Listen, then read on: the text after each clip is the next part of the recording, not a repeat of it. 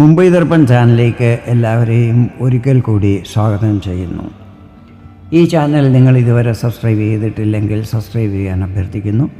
ഒപ്പം അടുത്തുള്ള ബെല്ലൈക്കണിൽ ക്ലിക്ക് ചെയ്യുക. അപ്പോൾ എൻ്റെ പുതിയ വീഡിയോയുടെ നോട്ടിഫിക്കേഷൻസ് നിങ്ങൾക്ക് ലഭിക്കുന്നതായിരിക്കും. ഇന്നത്തെ എൻ്റെ ഈ വീഡിയോ വിശാഖം 4-ാം പാദം അനിഴം തൃക്കേട്ടയടങ്ങുന്ന വൃശ്ചികം രാശിക്കാരെ സംബന്ധിച്ചിടത്തോളം വളരെ പ്രധാനപ്പെട്ട ഒന്നാണ്. വർഷം 2025 ജനുവരി 28-ാം തീയതി ശുക്രൻ കുംഭം രാശിയിൽ നിന്നും തൻ്റെ ഉച്ചസ്ഥാനമായ മീനത്തിലേക്ക് രാശി മാറുന്നതായിരിക്കും. ശുക്രൻ്റെ ഈ രാശിമാറ്റം വൃശ്ചികം രാശിക്കാരിൽ എന്തെല്ലാം പ്രഭാവങ്ങൾ ചെലുത്തും, എന്തെല്ലാം ശുഭ അശുഭ ഫലങ്ങൾ നൽകും എന്നതിനെക്കുറിച്ചെല്ലാമാണ് ഞാനിവിടെ വിശദമായി പറയുന്നത്. ശുക്രൻ നിങ്ങളുടെ 7ഉം 12ഉം ഭാവങ്ങളുടെ അധിപനാണ്.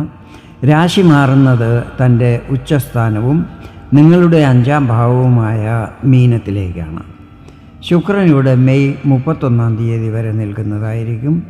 സാധാരണ 28 ദിവസം ഒരു രാശിയിൽ സഞ്ചരിക്കുന്ന ശുക്രൻ മീനത്തിൽ 4 മാസത്തോളവും സഞ്ചരിക്കുന്നതായിരിക്കും. ഇതിനിടയ്ക്ക് മാർച്ച് 2-ാം തീയതി ശുക്രൻ വക്രഗതിയിലാകുന്നതാണ്. പിന്നീട് ഏപ്രിൽ 13-ാം തീയതി മുതൽ നേരെ സഞ്ചരിക്കാൻ തുടങ്ങുന്നതുമായിരിക്കും. അങ്ങനെ ഏകദേശം 43 ദിവസത്തോളവും ശുക്രൻ വക്രഗതിയിലുമായിരിക്കും സഞ്ചരിക്കുന്നത്. ശുക്രൻ മീനത്തിൽ ഗുരുവിൻ്റെ നക്ഷത്രമായ പൂരുരുട്ടാതി, ശനിയുടെ ആധിപത്യത്തിലുള്ള ഉത്തരട്ടാതി, ബുധൻ്റെ നക്ഷത്രമായ രേവതി എന്നീ നക്ഷത്രങ്ങളിൽ കൂടിയായിരിക്കും സഞ്ചരിക്കുന്നത്. ശുക്രൻ ധനം, സമ്പത്ത്, ഐശ്വര്യം, പ്രേമം, സന്താനം, സുഖഭോഗവിലാസങ്ങൾ, ആർഭാട വസ്തുക്കൾ എന്നിവയുമായിട്ടെല്ലാം ബന്ധപ്പെട്ടിട്ടുള്ളതാണ്. ശുക്രൻ്റെ ഈ രാശിമാറ്റം, നക്ഷത്രമാറ്റം, സഞ്ചാരമാറ്റം എന്നിവ നിങ്ങളിൽ ചെലുത്തുന്ന പ്രഭാവങ്ങൾ എന്തൊക്കെയാണെന്ന് ഇനി നമുക്ക് നോക്കാം. ഞാനിവിടെ പറയുന്നത് ചന്ദ്രഗണനയെ അടിസ്ഥാനമാക്കിയുള്ള പൊതു ഫലങ്ങളാണ്.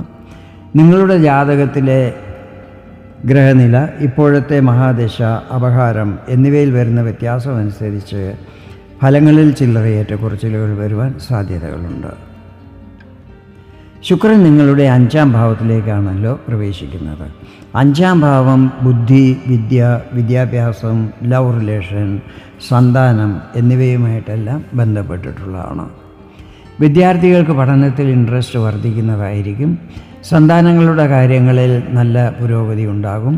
സന്താനപ്രാപ്തി ആഗ്രഹിക്കുന്ന നവദമ്പതികൾക്ക് ശുഭവാർത്തകൾ ലഭിക്കുവാൻ യോഗമുണ്ടാകും.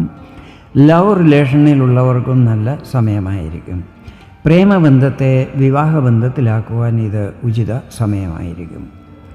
ഷെയർ മാർക്കറ്റിൽ നിന്നും മറ്റും അപ്രതീക്ഷിത ധനാഗമനം ഉണ്ടാകുവാനും സാധ്യതകളുണ്ട്. ശുക്രൻ ഇവിടെ ശുഭഫലങ്ങൾ നൽകുമെങ്കിലും ഒപ്പം രാഹുവും നിൽക്കുന്നതിനാൽ ഈ സമയത്ത് ഒരു കൺഫ്യൂഷൻ്റെ സ്ഥിതി ഉണ്ടാകുവാൻ സാധ്യതകളുണ്ട്. അതിനാൽ എല്ലാ കാര്യങ്ങളും നല്ല ശ്രദ്ധയോടെ വേണം ചെയ്യുവാൻ. അവിഹിത ബന്ധങ്ങളിലേക്കോ അനൈതിക കാര്യങ്ങളിലേക്കോ പോകാൻ മനസ്സ് പറയുമെങ്കിലും അതിനെ കൺട്രോൾ ചെയ്യണം. അല്ലാത്ത പക്ഷം ചിലപ്പോൾ അപകീർത്തികളെയും മറ്റും നേരിടേണ്ടി വരും. ഈ കാര്യം ഓർമ്മയിലുണ്ടായിരിക്കണം. ജനുവരി 28-ാം തീയതി ശുക്രൻ മീനത്തിലേക്ക് പ്രവേശിക്കുന്നത് ഗുരുവിൻ്റെ ആധിപത്യത്തിലുള്ള പൂരുരുട്ടാതി നക്ഷത്രത്തിൻ്റെ 4-ാം പാദത്തിലേക്കാണ്. ഗുരു നിങ്ങളുടെ 2ഉം 5ഉം ഭാവങ്ങളുടെ അധിപനാണ്. നിൽക്കുന്നത് നിങ്ങളുടെ 7-ാം ഭാവത്തിലാണ്. ഇത് ശുക്രൻ്റെ രാശിയാണ്. ശുക്രൻ ഗുരുവിൻ്റെ രാശിയിലും ഗുരു ശുക്രൻ്റെ രാശിയിലുമാണ് നിൽക്കുന്നത്. ഇവിടെ പരിവർത്തന യോഗവും നിർമ്മിതമാകുന്നുണ്ട്.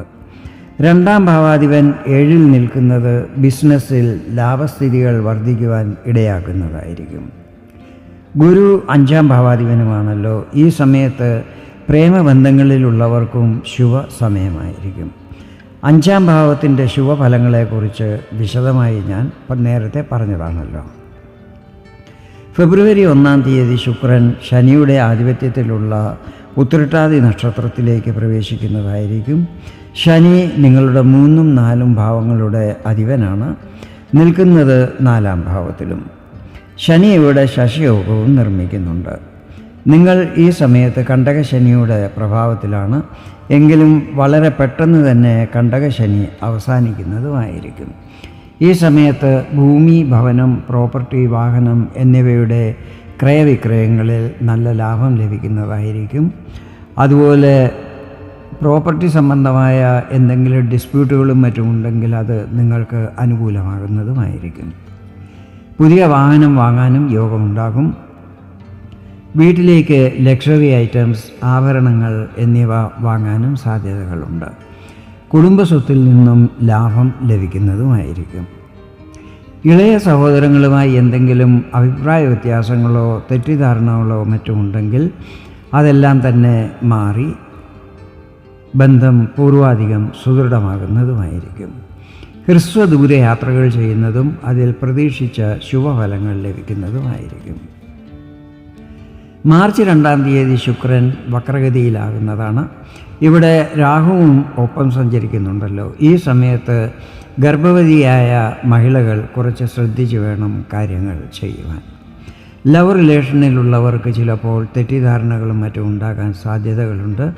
ഷെയർ മാർക്കറ്റിലും മറ്റും കൂടുതൽ നിക്ഷേപം ചെയ്യുന്നത് ഉചിതമായിരിക്കത്തില്ല. മാർച്ച് 31-ാം തീയതി ശുക്രൻ വീണ്ടും ഗുരുവിൻ്റെ നക്ഷത്രമായ പൂരുരുട്ടാതിയിൽ പ്രവേശിക്കുന്നതായിരിക്കും. ഈ സമയത്ത് ഗുരു വക്രഗതിയിൽ നിന്നും നേരെയായിരിക്കും സഞ്ചരിക്കുന്നത്. അതിനാൽ ഗുരുവിൻ്റെ പൂർണ്ണ ശുഭഫലങ്ങളായിരിക്കും ലഭിക്കുന്നത്. ഏപ്രിൽ 13-ാം തീയതി മുതൽ ശുക്രൻ നേരെ സഞ്ചരിക്കാൻ തുടങ്ങുന്നതും അങ്ങനെ നേരെ സഞ്ചരിച്ച് ഏപ്രിൽ 25-ാം തീയതി തിരിച്ച് വീണ്ടും ശനിയുടെ നക്ഷത്രമായ ഉത്രട്ടാതിയിൽ പ്രവേശിക്കുന്നതുമായിരിക്കും. പക്ഷേ അപ്പോഴേക്കും ശനി കുംഭത്തിൽ നിന്നും മീനത്തിലേക്ക് പ്രവേശിച്ചിരിക്കും. അതായത് മാർച്ച് 29-ാം തീയതിയാണല്ലോ ശനി രാശി മാറുന്നത്. അതോടെ നിങ്ങളുടെ കണ്ടകശനിയും അവസാനിക്കുന്നതായിരിക്കും. ഈ സമയത്ത് നിങ്ങളുടെ 5-ാം ഭാവത്തിൽ ശുക്രൻ, രാഹു, ശനി എന്നീ 3 ഗ്രഹങ്ങളായിരിക്കും ഒന്നിച്ച് നിൽക്കുന്നത്. ഈ സമയത്ത് ലോങ് ടൈം ഇൻവെസ്റ്റ്മെൻറ്റ് ചെയ്യുന്നത് ലാഭകരമായിരിക്കും. സന്താനപക്ഷത്തിന് ഇത് അത്ര അനുകൂല സമയമായിരിക്കത്തില്ല. അവരുടെ കരിയർ, വിദ്യാഭ്യാസം മുതലായ കാര്യങ്ങളിൽ പ്രശ്നങ്ങൾ വരാൻ സാധ്യതകളുണ്ട്. അതുപോലെ അവരുടെ ആരോഗ്യകാര്യങ്ങളിൽ നല്ല ശ്രദ്ധയുണ്ടായിരിക്കണം. മെയ് 16-ാം തീയതി ശുക്രൻ ബുധൻ്റെ ആധിപത്യത്തിലുള്ള രേവതി നക്ഷത്രത്തിലേക്ക് പ്രവേശിക്കുന്നതായിരിക്കും. ബുധൻ നിങ്ങളുടെ 8ഉം 11ഉം ഭാവങ്ങളുടെ അധിപനാണ്. ഈ സമയത്ത് ബുധൻ നിങ്ങളുടെ 6ഉം 7ഉം ഭാവങ്ങളിലായിരിക്കും നിൽക്കുന്നത്. നിങ്ങളുടെ ബിസിനസ്, കരിയർ എന്നിവയിൽ സാമ്പത്തിക നേട്ടങ്ങൾ ഉണ്ടാകുന്നതായിരിക്കും. അപ്രതീക്ഷിത ധനാഗമനം ഉണ്ടാകുവാനും സാധ്യതകളുണ്ട്.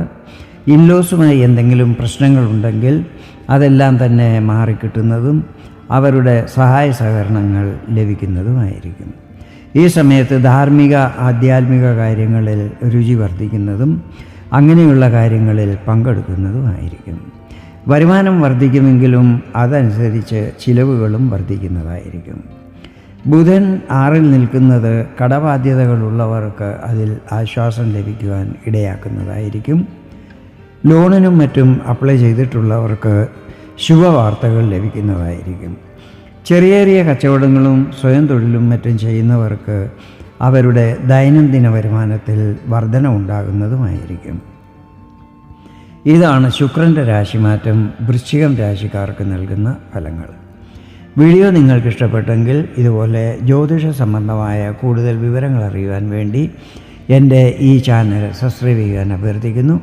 വീണ്ടും വേറൊരു വീഡിയോയിൽ കാണാം. അതുവരെ എല്ലാവർക്കും നന്ദി, നമസ്കാരം.